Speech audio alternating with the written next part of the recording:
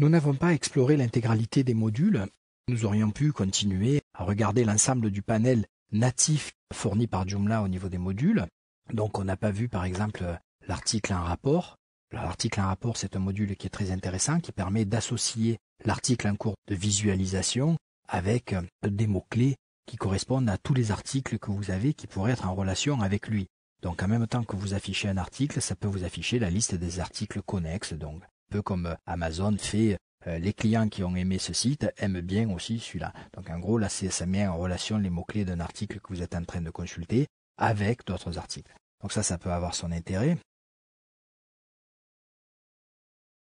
Le contenu le plus lu, dans le contenu le plus lu qui correspond à les articles les plus consultés sur l'ensemble de votre site. Donc c'est un peu la même chose que les derniers articles publiés, à part que là, c'est vraiment les articles les plus lus par les internautes. Il y avait aussi un encapsuleur qui permet d'ouvrir une petite fenêtre dans laquelle on va aller pouvoir carrément mettre notre site. Donc ça peut être intéressant. Ça ouvre un iframe, donc une balise HTML qui permet d'insérer du contenu HTML provenant de notre site. Donc ça c'est intéressant aussi des fois de pouvoir avoir cette ouverture-là.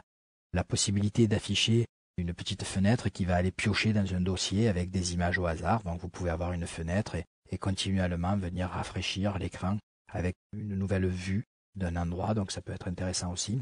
Qui est en ligne, donc ça c'est quelque chose qui peut être utilisé. On le verra tout à l'heure avec la gestion des utilisateurs, donc ça peut ouvrir une fenêtre et montrer quels sont les internautes qui sont identifiés et actuellement connectés sur le site. On aurait pu aussi créer un rubricage de ces sections qui va afficher l'intégralité des sections disponibles sur le site, ou alors un module de statistiques qui donne des informations sur le serveur, sur les utilisateurs, qu'il y a de présents à bord du site, etc., etc.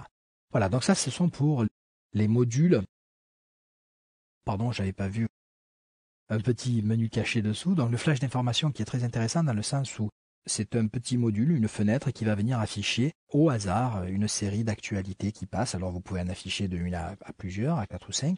Et donc ça va aller piocher dans des articles et à chaque rafraîchissement de page, ça vous proposera des nouveaux articles. Donc c'est un peu comme un mélange entre les plus lus et les dernières actualités. Et la syndication permet d'ouvrir un flux RSS pour les pages qui vont afficher ce module. Donc on va voir qu'on peut installer d'autres modules que les modules fournis en natif par Joomla.